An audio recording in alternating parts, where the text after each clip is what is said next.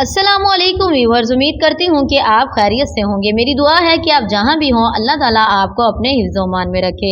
इस वीडियो में हम एक शेंजन और यूरोपियन कंट्री ग्रीस के विजिट वीज़ा के मुतालिक बात करेंगे। ग्रीस यानी यूनान एक तारीखी मुल्क है। ये एशिया और यूरोप के संगम पर वाक़या है।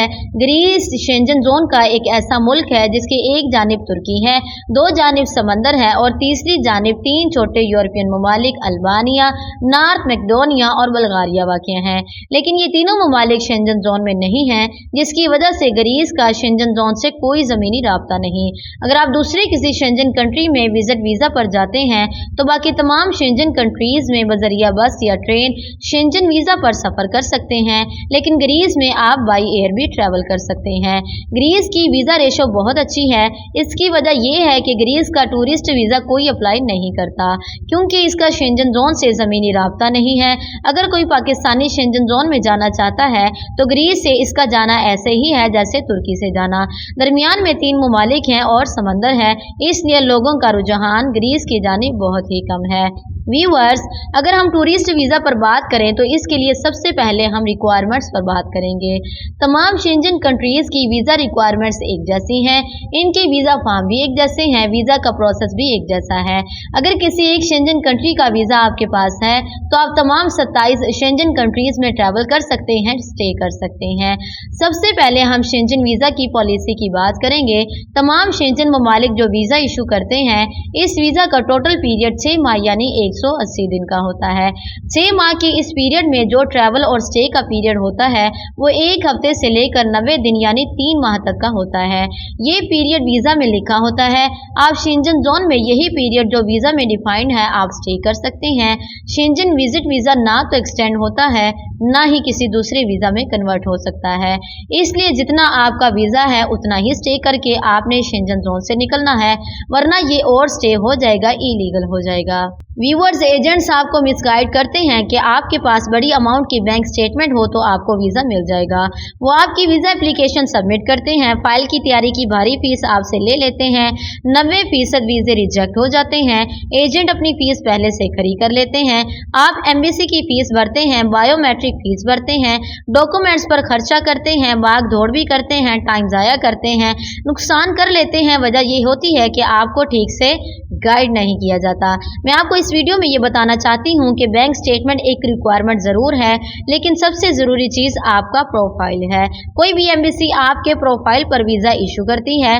सबसे पहले हम वीज़ा की बुनियादी रिक्वायरमेंट्स पर बात करेंगे, इसके बाद प्रोफाइल पर बात करेंगे। शेंजन वीज़ा के लिए डॉक्यूमेंट्स की रिक्वायरमेंट कुछ इस तरह है कि एक अदद वीज़ा फॉर्म चाहिए जो कि तमाम शेंजन कंट्रीज़ की ऑफिशियल वेबसाइट पर PDF में मौजूद है। वो आप डाउनलोड करके प्रिंट भी ले सकते हैं। इसे फिल करना है।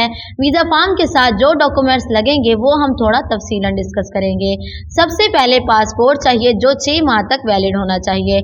इसमें 2 पेज खाली हों, एक अदद तस्वीर चाहिए, कौमी शनाख्ती कार्ड चाहिए। ये शनाख्ती डॉक्यूमेंट्स हैं। व्यूअर्स, इसके बाद तमाम शेंजन ममालिक के वीज़ा के लिए आपको रोजगार का सबूत चाहिए, यानी अगर आप जॉब करते हैं तो जॉब लेटर और सैलरी स्लिप्स चाहिए। अगर आप गवर्नमेंट या सेमी गवर्नमेंट जॉब करते हैं तो आप अपने इदारे से वीज़ा अप्लाई करने और ट्रैवल करने के लिए NOC इशू करवा लें। अगर बिजनेस करते हैं तो चैम्बर ऑफ कॉमर्स का रजिस्ट्रेशन सर्टिफिकेट चाहिए, tax certificate, police verification certificate, bank statement चाहिए, FRC, MRC, polio vaccine certificate, corona vaccine certificate, travel insurance, cover letter और ट्रिप प्लान चाहिए, फ्लाइट बुकिंग और होटल बुकिंग चाहिए। ये डॉक्यूमेंट्स वीज़ा अप्लाई करने के लिए हैं। अब हम बात करेंगे प्रोफाइल पर। तो इसमें सबसे इम्पोर्टेंट क्या है? प्रोफाइल ये है कि आपके पास अच्छी जॉब हो, कम से कम 2 लाख रुपए माहाना सैलरी हो, आपके पास कम से कम 30 लाख रुपए की बचत हो तो आप वीज़ा अप्लाई कर सकते हैं। इस पर वीज़ा का चांस 30% है। अगर आप शादीशुदा हैं तो वीज़ा का चांस 40% होता है। अगर आपके बच्चे हैं तो वीज़ा का चांस 50% होता है। अगर आपके पास अपना घर है तो वीज़ा का चांस 60% हो जाएगा।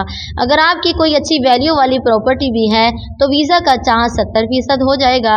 अगर आप ग्रेड 17 से ऊपर की जॉब कर रहे हैं तो वीज़ा का चांस 80% हो जाएगा, और अगर आपकी उम्र 50 साल से ज़्यादा है तो विजिट वीज़ा का चांस 90% हो जाएगा। और अगर आपके पास ये सब चीज़ें हैं और आप अपनी फैमिली के साथ टूर पर जा रहे हैं तो वीज़ा का चांस 100% होता है। एम्बेसी को कैसे पता चलेगा कि ये सब कुछ आपके पास है? तो आपने डॉक्यूमेंट्स अपनी वीज़ा एप्लीकेशन के साथ लगा देने हैं। वो डॉक्यूमेंट्स कैसे अरेंज करने हैं ये मैं आपको बता देती हूँ। Job letter, pay slips, NOC आप जिस इदारे में जॉब कर रहे हैं उनसे लेना है। बिजनेस का सबूत, चैम्बर ऑफ कॉमर्स का रजिस्ट्रेशन सर्टिफिकेट है। अगर बड़ी कंपनी है तो SECP की रजिस्ट्रेशन चाहिए। 2 साल का टैक्स सर्टिफिकेट चाहिए जो FBR की वेबसाइट से डाउनलोड किया जा सकता है। गैर शादीशुदा अफराद का FRC इनके वालिदैन और बहन भाइयों के साथ बनेगा। शादीशुदा अफराद का FRC बीवी बच्चों के साथ बनेगा। इसमें फैमिली मेंबर्स की डिटेल्स लिखी होंगी, तस्वीरें लगी होंगी। Family registration certificate NADRA issue करता है। शादीशुदा अफराद को मैरिज रजिस्ट्रेशन सर्टिफिकेट चाहिए। ये यूनियन कौंसिल से इशू होता है। ये निकाहनामे का ही इंग्लिश वर्जन होता है। Police verification certificate district police officer के दफ्तर से इशू होता है। पोलियो वैक्सीन सर्टिफिकेट तहसील या डिस्ट्रिक्ट हेडक्वार्टर हॉस्पिटल से इशू होता है। कोरोना वैक्सीन सर्टिफिकेट के बारे में ये जहन में रखें कि बूस्टर डोज लगाई हो तो वही सर्टिफिकेट एम्बेसीज एक्सेप्ट करती हैं। ट्रैवल इंश्योरेंस किसी ट्रैवल एजेंट से ले सकते हैं और इंश्योरेंस कंपनी की वेबसाइट से भी ले सकते हैं। फ्लाइट बुकिंग और होटल बुकिंग आप किसी ट्रैवल एजेंट से भी ले सकते हैं और ऑनलाइन वेबसाइट से भी ले सकते हैं। ट्रैवल इंश्योरेंस और होटल बुकिंग जेन्युइन नहीं होती, ये वक्ती होती है। जब आपका वीज़ा मिल जाए तो फिर जेन्युइन बुकिंग करवानी होगी। व्यूअर्स, आपका बर्थ सर्टिफिकेट एम्बेसी मांग सकती है, ये भी आपके पास होना चाहिए। ये जो डॉक्यूमेंट्स आपको बताए हैं इनमें FRC, MRC, बर्थ सर्टिफिकेट और police verification certificate foreign office से अटेस्टेड होना चाहिए। व्यूअर्स, इसके बाद हम कवर लेटर पर बात करेंगे।